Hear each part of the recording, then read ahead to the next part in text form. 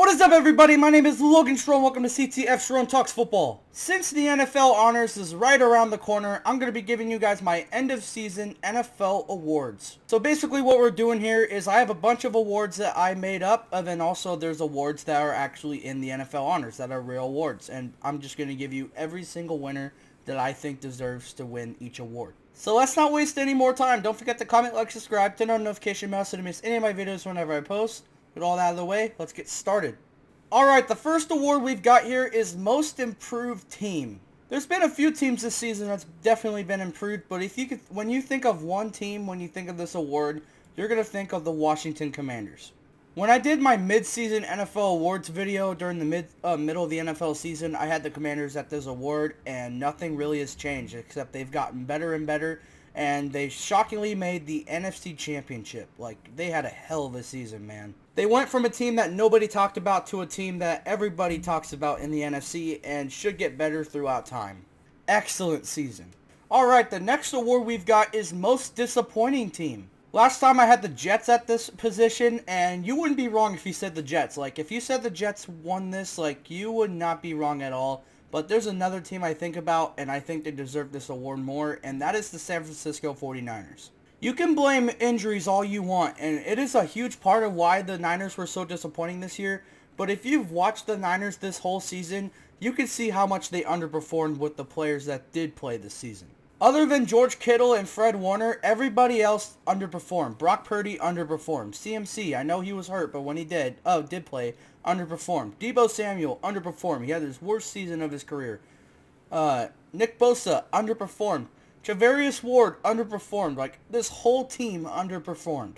Not only did the players underperform, it seemed like the coaches underperformed too. The coaching staff for the Niners have always been known for creating elite coaching schemes on both sides of the ball to beat their opponents. But this season, it's like they dropped a few IQ levels because they were creating such stupid plays and they were making such bad coaching calls. Like, it was so out of character this season. This was supposed to be a season for the Niners for them to get back to the Super Bowl and try to become Super Bowl champs finally. But instead, this was a season that got Kyle Shanahan on the hot seat. Very disappointing. Alright, the next award we've got is Most Improved Player. And I've got something to say before we get to this award. In my humble opinion, there is a difference between Most Improved Player and Comeback Player of the Year. Comeback Player of the Year is when a player comes back from a horrible injury or something going on at home or a family death and they somehow put up an amazing season. While Most Improved Player is an award that a player should get when they have been known for not being that good, have been disappointing, and then for one season, like the one season that it is awarded to, they put up an amazing season. So Most Improved Player, I think if you just ignore the last two games of his season, I think it should be Sam Darnold. I will agree with you. He ended the season very poorly, and he looked like the Sam Darnold that we knew for 5 years straight.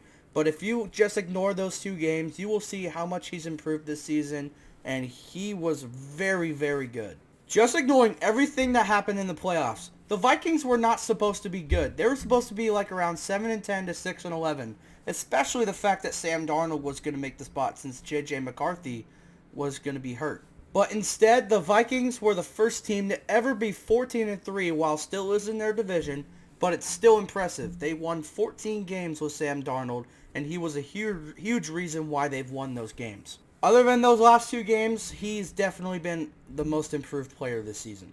Alright, the next award we've got is Most Disappointing Player. Now, I had CJ Stroud here last time, and I think he's a worthy opponent. But if you look back and you look at his stats and you look at his season, he was definitely disappointing when you look at his rookie year, but he didn't really have a bad year. He just had an underwhelming year. This can go to a number of players, but honestly, I'm going to give it to Tyreek Hill because, man, did he have a shitty season. I mean, now thinking about it, this is kind of a shoo-in because last year he was the best receiver in football. He almost hit 2,000 receiving yards.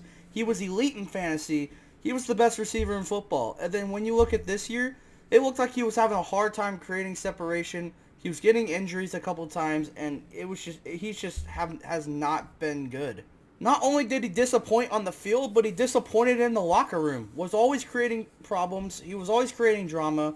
Towards the end of the season, he threatened to leave Miami, and 2 weeks later, he said he was sorry, and it was because of frustration Like, dude, you're just making yourself look like an ass. I don't hate Tyreek Hill at all. I love Tyreek Hill. He's so fun to watch, and honestly, even though he acts like a moron at times, I still love him. But, dude, like, you gotta pick up your game, dude. Whether you play for Miami or not. Like, this was a very disappointing year. Alright, these next two awards we're gonna breeze by because they are the same winners as they were in the mid-season season review video. And this one first is biggest fantasy bust, and it hasn't changed at all. It's still Christian McCaffrey. Like, I would bet everything that he was drafted number one overall on every single fantasy league like you can think of. And every single one of those people are still pissed off and sad that CMC was so disappointing, dude. He was the best player last year, and rightfully so. I would have drafted him number one overall. I would have been a part of that party, but he just got injured more and more. He was injured basically the whole season, and when he did play, he didn't do shit. In regards of him hopefully not being injured next season, I do think he will make a comeback. I do think he will be very good again, but this is just a season we're going to have to forget about because, jeez. Next, we've got Fantasy MVP, same as the last one. Nothing's changed. It's still Lamar Jackson. He's been by far the best fantasy player this season. He was MVP, dude. Like, almost every single person that was in Fantasy Championship had Lamar Jackson. Like, he carried this season with fantasy. I mean, it was close between him and Josh Allen for a while, but Lamar took it over, like, towards the end of the year. Like, it wasn't even close. It's kind of crazy saying this because you should never draft a quarterback in the first round of fantasy draft, but I wouldn't be shocked if he got drafted in the first round because he is a hell of a player and he is definitely probably the best quarterback you can get in fantasy right now. All right, now we've got the first of the real NFL awards, and the first one we've got is Coach of the Year. I have three different coaches that come onto my mind when I think of this. I have Dan Quinn, I have Jim Harbaugh, and I have Kevin O'Connell. All three of these coaches deserve this award. All three coaches were a huge part of why their teams were so successful this season. But I'm going to give it to Dan Quinn, and here's why. Sadly, this is one of those awards where you're going to have to include playoff success in, and I hate it when NFL does this, but honestly, it's just how it goes. When you look at Kevin O'Connell and Jim Harbaugh, elite coaches this year, no doubt about it, but both coaches like basically flopped in the playoffs. Kevin O'Connell, he flopped. Jim Harbaugh, he definitely flopped. He should have won that game. But Dan Quinn, oh no, he took his team to the NFC Championship. And this was supposed to be a coach where he wasn't supposed to be good. Like, he was not supposed to be anything successful. But instead, he led a team that was not supposed to be good to a 12-5 record and took them all the way to the NFC Championship. Not only does he know how to win games, but he knows how to keep a positive outlook in his locker room. He always has a smile on his face. He always is really happy with all the players. He loves all his players. He knows how to keep a smile on every other player's face. Every single player on that team loves him and respects him. Like, everything about that team is going well right now. So if you look at those other coaches I just named, like, they're really good answers, and it would make sense if they won it. But if you really look at it, Dan Quinn is the best of these coaches right now, and I think he's a shoo-in for this award. Next one we've got is Comeback Player of the Year. You might be thinking to yourself, oh, this is a very tough award to give a winner to. It's really not. Like, I don't know why, but people always forget he's in the league, and it's a shame because he's one of the best players at his position, and that is none other than Christian Gonzalez. Why he's always forgotten? It's because he's on the Patriots. Like, he's on one of the worst teams in football, and whenever a really good player is on a really bad team, like, they're most often forgotten. Last year during his rookie season when he did play, he was really good that season. Like, when he did play, but like very short after he had a very bad ACL tear and he was out for that whole season. And then he comes back this season fully healthy, hardly missing a game, and he was arguably the best corner in the league. Like, dude, like, watch his matchups between every single receiver he's played against, like, elite or not elite. Like, he sticks to them like glue. Like, if you watch him, you will see that he is one of the best corners in football, and it's not even close. I love Christian Gonzalez. He is definitely the winner for Comeback Player of the Year, and honestly, I would say that he is the most underrated player in football right now. Next award we've got is Offensive Rookie of the Year, and guys, come on. Let's not beat around a dead bush here. It's Jayden Daniels, dude. Like, this offensive rookie class was extremely strong this year, and there's a lot of good talent, but If you think of one really good rookie this season, you're gonna think of Jaden Daniels. It's not even close. Again, there's a lot of good talent that came out of this year. You've got Brock Bowers, you got Malik Neighbors, you've got honestly Bucky Irving. You've got so much talent, but at the same time, Jaden Daniels just clears the room. Just like I said about Dan Quinn and basically the whole Commanders team, this team wasn't supposed to be good. This was supposed to be a learning year for Jaden Daniels. And the first 2 weeks, it looked like that. He was very safe with the ball, and he looked like he didn't want to throw the ball at all, because he didn't want to get any turnovers. Until he finally learned, hey, you have to take chances. You're fine. Throw the ball if you find it open. You're going to throw interceptions sometimes. You just got to take chances. And that was just the snap of it. That's basically what brought us to one of the best quarterbacks in football right now. He's just a big package, dude. He's got a hell of an arm. He knows how to hit his receivers perfectly. He's dangerous on the run. He's one of the best QBs you've got. He's very close to Lamar Jackson, not quite, but he's getting there, dude. Plus, even though this might change because this was his rookie season, he's very humble too. He's got a lot of class, and he knows that he can be better, and he probably will get better. I pray for nothing but success for Jaden Daniels, and I hope he has a hell of a career. Next award we've got is Defensive Rookie of the Year, and just like Offensive Rookie of the Year, it's not close. It's Jared Verse. Again, there was a solid amount of talent for defense. Not as strong as offense, but there was still some good talent, like Chop Robinson and Quinion Mitchell. But when you think of a defensive rookie, you're going to think of Jared Verse. He was the best out of all of them. What makes this even more impressive is this was supposed to be a season where the defense was supposed to, basically downgrade. This is Aaron Donald's first season retired, and this was supposed to be the year where they're going to try to find their replacement. I know, that's basically impossible because he's arguably the best defensive player ever, but, this was supposed to be his replacement. He's not even close to Aaron Donald, but he's still damn good, dude. I see Jared Verse slowly becoming one of the best defensive players in all of football, and I see him being a face of the league for years, dude. He is definitely winning Defensive Rookie of the Year. Next, we've got Offensive Player of the Year, and I'm sorry, this is the last obvious pick we've got in this video. It's obviously going to be Saquon Barkley. It's not even close. I mean, there's a couple nominees. You've got Jamar Chase and you've got Derrick Henry that are kind of comparable. But if you look at the numbers, dude, Saquon was basically the Eagles. He was basically the whole offense this season. Sure, you've got Jalen Hurts, which I still think he's overrated. You've got A.J. Brown. You've got Devontae Smith. The offensive line for the Eagles is very strong. You've got Dallas Goedert when he decides to play. But when you really look at it, Saquon was carrying this team almost every week. He's had multiple 200-yard rushing games. His awareness is absolutely nuts. His run ability is one of the best we've ever seen. Dude, this is basically screaming, and this is what we're thinking. Wait till this player gets put on a good team. He's been on the Giants his whole career, other than this year. And while he was very good, he was being held back. And then he's now on a good team.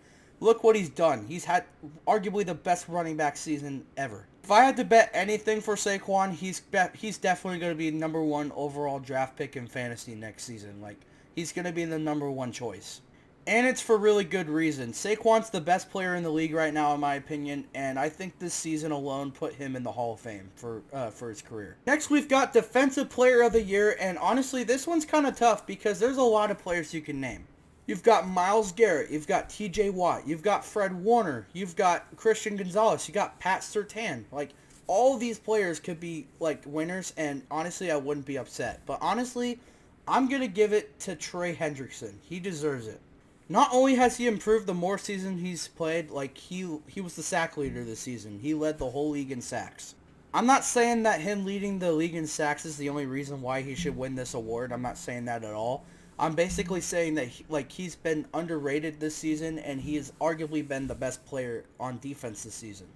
I know this is the underrated pick, but honestly, I think he's the most deserving of it, honestly. And this is the number one player that I missed in New Orleans, dude. He was a beast there, but he's even a beast now. I miss him more than anything. If you see him win Defensive Player of the Year this year, don't be shocked. He deserves it.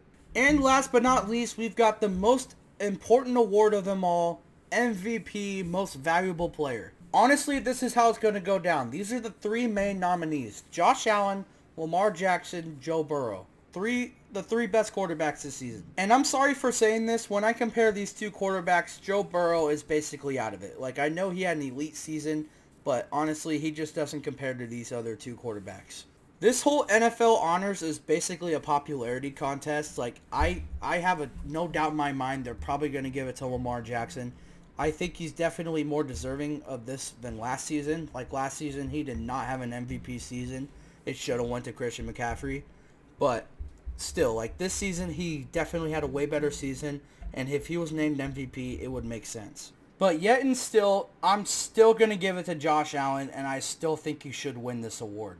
Like, if you watched him play at all this season, he probably had one of the best quarterback seasons a quarterback has ever had. Both quarterbacks did, but mostly Josh Allen. And plus, why I said Joe Burrow doesn't compare to Josh Allen Lamar this season is because both these quarterbacks played with basically bum receivers, and like, Joe Burrow had the best receiver in the league on this team, and he had T. Higgins as well. Like, he had talent to work with. And if you look at it even more, like, so did Lamar. Like, he might have not had the best receivers, but Zay Flowers was still solid when he played, and he had basically the best tight end duo in the league. He had Mark Andrews and Isaiah Likely. He also had talent to work with. But if you look at Josh Allen's talent to work with compared to Lamar Jackson's, it's not even close. Like, sure, Dalton Kincaid's underrated. Sure, he has Keon Coleman when he decides to play. Sure, like, Amari Cooper's on the team, but let's be real, he sucked this season. But, like, overall, Josh Allen really did not have that much to work with, and he made the best he could possibly make it. Like I said before, I think the NFL Honors is a huge popularity contest, and I think they're going to give it to Lamar. But if you really look at it, I think Josh Allen is more deserving, and he should be the 2025 NFL MVP. And there you guys have it. Those are my NFL End of the Year awards. Hope you guys enjoyed this video. Let me know down in the comments on who you think these NFL award winners should be. Let me know if you agree or disagree. I'm ready to debate. In the meantime, that is where I'm going to be done for the day. Don't forget to comment, like, subscribe, turn on notification bell so you don't miss any of my videos whenever I post. I'm Logan Sharon. I'll see you next time.